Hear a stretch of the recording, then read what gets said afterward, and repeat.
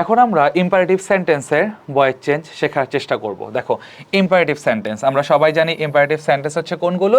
যে বাক্য দ্বারা আদেশ, উপদেশ, অনুরোধ, নিষেধ ইত্যাদি প্রকাশ করে।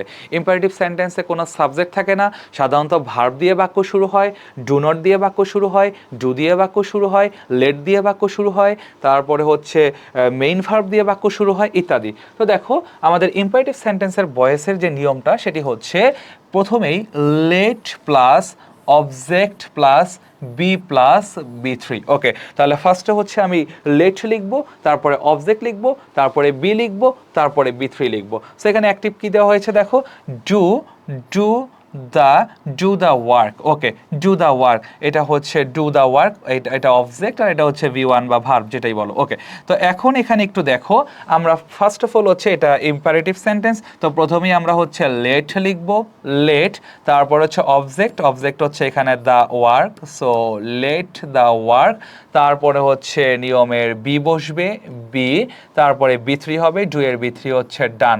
তাহলে এভাবেই কিন্তু আমরা ইজিভাবে করতে পারি যে let the work be done. Okay, এখন দেখো সবচেয়ে ইম্পর্টেন্ট, ডু নট যুক্ত বাক্যকে প্যাসিভ করার নিয়ম। হ্যাঁ, ডু নট যুক্ত বাক্যকে প্যাসিভ করার নিয়ম। সো ডু নট যুক্ত বাক্যকে আমরা প্যাসিভ কিভাবে করব?